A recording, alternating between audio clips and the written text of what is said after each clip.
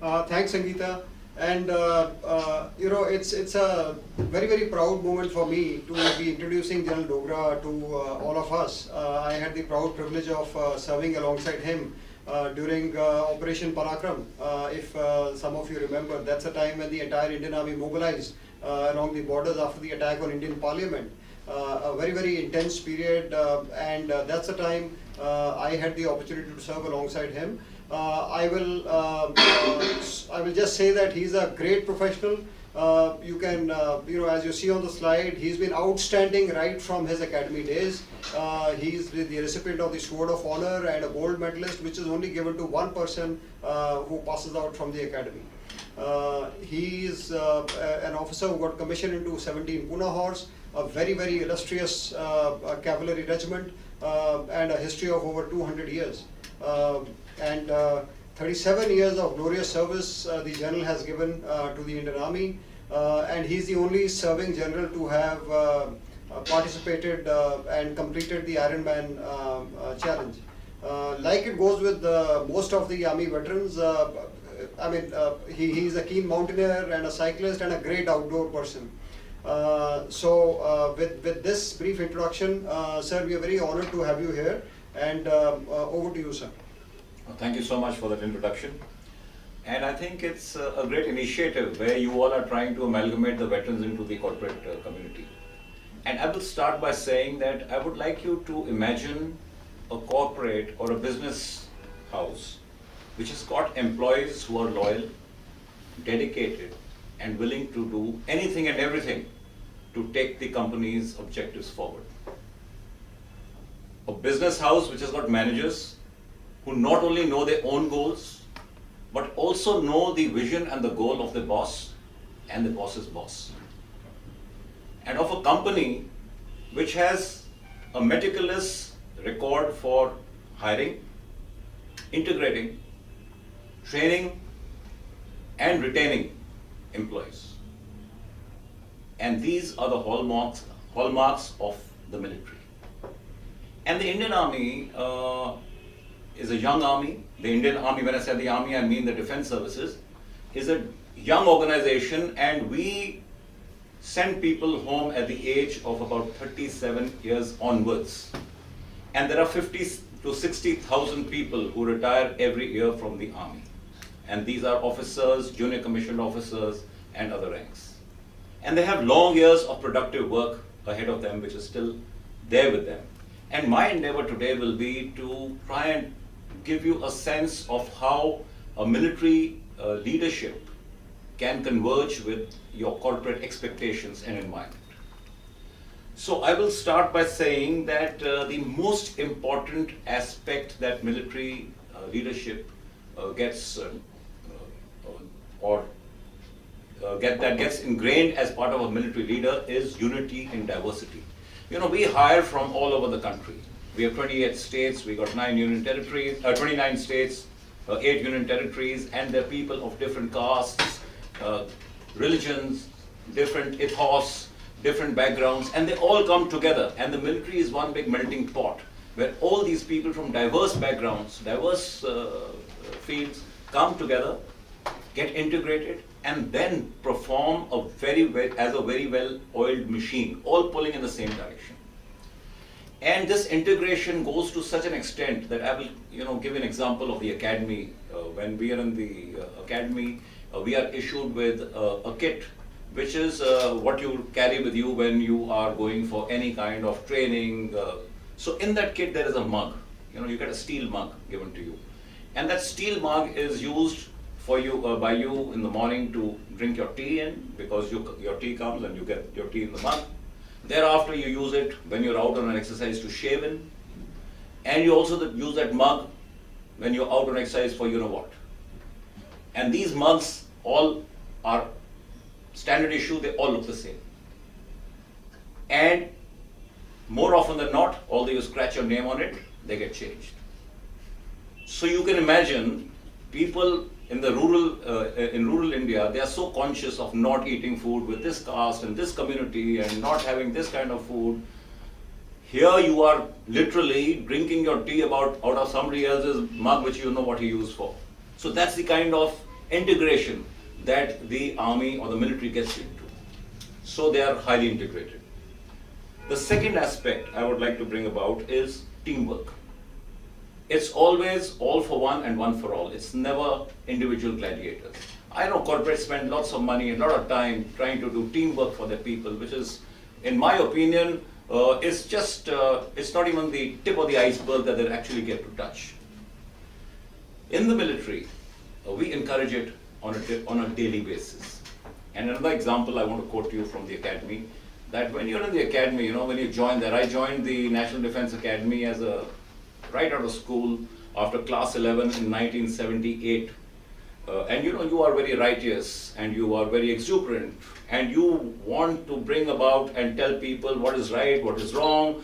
This was due to me, it didn't come. That's how you join. So we had an incident that, like I talked about tea, every morning when you wake up, 2 biscuits and a mug of tea is what you get. But since you are right down in the pecking order in the National Defense Academy, it's a 3-year course, so there are 6 courses, out of which you are the junior-most, so there are 5 courses ahead of you. So by the time your turn comes to go and get the tea is over. So you come back and you don't have the tea which you wanted and you're feeling upset about it, you're right out of school.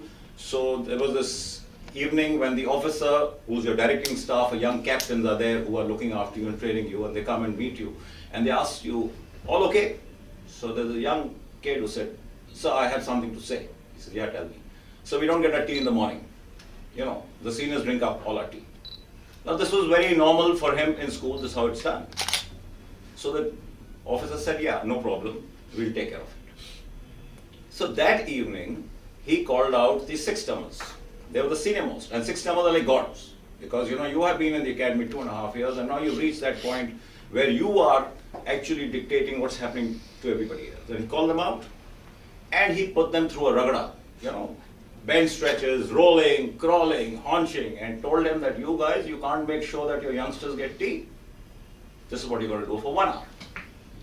And then he went away, and that was it. The 6-termers got hold of the 5th-termers, the 4th-termers, the 3rd-termers, and the 2nd-termers and gave them the same dose. And then the 2nd-termers were launched onto the 1st-termers. The guys from my course, the people who had cribbed, and they were put through a dose for 3 to 4 hours. And it was now almost early morning, 4:30. PT was starting at 6 o'clock. Quickly changed, we got back and we went for PT. And that evening the officer came back and he asked them, he says, any problems? And everybody said, no sir, no problem. So the point that was being conveyed was that there are no individual gladiators, you are a team. And the entire lot was put through that grueling, ragada because of one guy having gone off the scene. So they're very good at teamwork. They also understand the organizational needs. And what I want to tell you out here is that I spoke of employees who not only know their own goal, but they also know their boss's goal and their boss's boss's goal. Because in the army, we believe in a concept called 2-up. If you have a unit where there is a commanding officer, he is the CO of a regiment, and in that regiment there are 4 to 5 companies of squadrons commanded by, he's a colonel, and these are commanded by lieutenant colonels or majors, so they are the sub-units. And then there are platoons, which are commanded by junior commissioned officers or young captains or lieutenants, which are 36 men. Now these young platoon commanders or the platoon commanders have certain tasks to perform in war.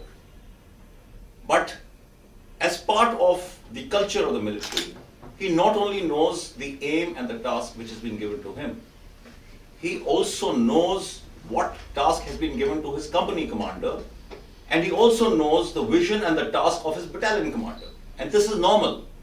I know the same happens in the corporate world where, but a lot of time and energy is spent to bring these departments together. For example, if the manufacturing guy is producing 5,000 items a day and the sales guy can only sell 2,005, then there is a mismatch. And of course, this is all coordinated. But the point I'm making here is, it comes naturally in the army, where you know to work 2-up, and you know the mission and goal of your boss and boss's boss.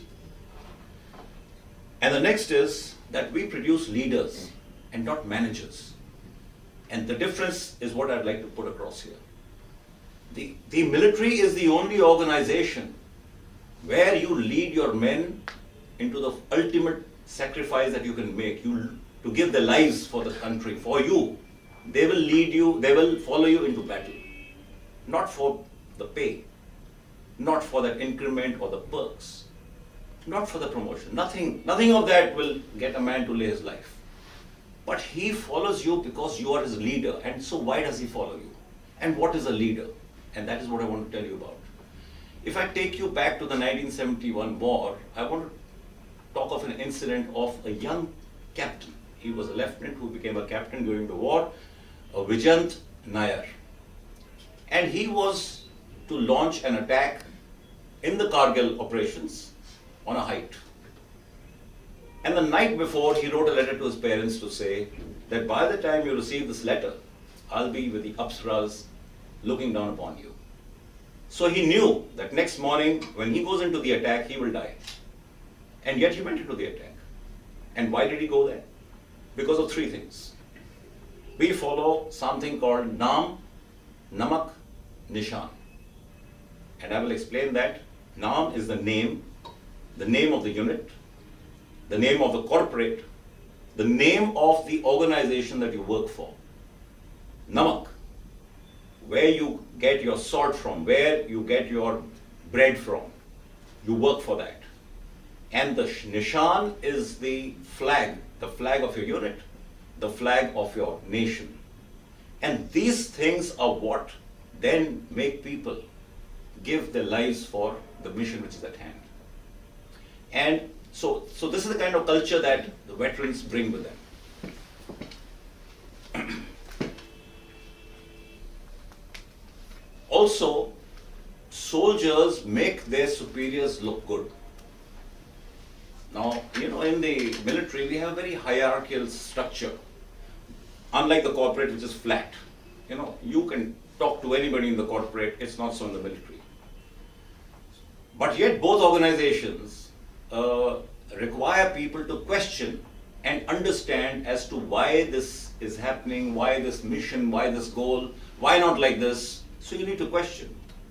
But the method of questioning in the military is very, very, I would say, appropriate. It does not annoy the boss. You can ask the same question in a manner where you are actually making him feel that you're doubting his capability. And you can ask the same question and in a very, very different manner, where you get the answers, you get the solution, but you don't upset the environment. And that's what veterans come with. Of course, they're very adaptable. They're adaptable from the extreme to say that you can sleep in a trench and you can sleep in a 5-star. And that's the spectrum between which they operate. So they are adaptable from the time they join. Every 2 years you change your job, you go to a new location, you get a new field to work on, you have new friends, you have a new environment, and adaptability and versatility is a hallmark. They're also very trainable. They're trainable because weapon systems change, situations change, your units change, and the kind of hardware that there is in the army, in the military, I don't think any corporate would be even, remotely close to it, because we deal with an inventory of at least over 1,000 items in a unit. And that person, when he moves to a new unit, needs to be retrained into a new location, retrained. And so you're being trained constantly. And I joined the army thinking that I will, won't have to study too much when I join the army. And to my horror, I found I was studying the maximum. After joining, I did 9 courses in the army, out of which 3 of them were 1-year-long courses. This is after having done my IMA and NDA and schooling. So there's a lot of training that they go through. They are also very competent at handling adverse or strenuous situations. Because here you are trained to go into battle, which of course everybody knows is strenuous. People's lives are at stake, and the stakes are very high. So they are prepared and trained in that manner that they can take on stress and work in adverse conditions. Also, they're very calibrated in decision making. The decision making, the OODA cycle or the OODA loop that we talk of, we try and do that the fastest because every second loss could mean loss of life. So the decision making skills are not rash, but they're fast and they're well calculated decisions that they will come with. And the last and not the least, honesty, integrity, and loyalty. That's very much part of veterans, what veterans will come to you with. And I must ended by quoting a study which was done by Kellogg Finance, where they analyzed CEOs of companies. And the findings, I will share the 3 findings that they came up with. And the first one was that CEOs who are veterans are more appropriate and perform better in companies which are in distress and companies which are on the decline. The second finding was that military CEOs are 70% less corrupt than others. Sorry for those who are not military guys here. and the last is that they are less rash in making investments or decisions to make investments. I think that with that I have tried to try and give you a sense of the kind of convergence that military leadership has with your corporate environment.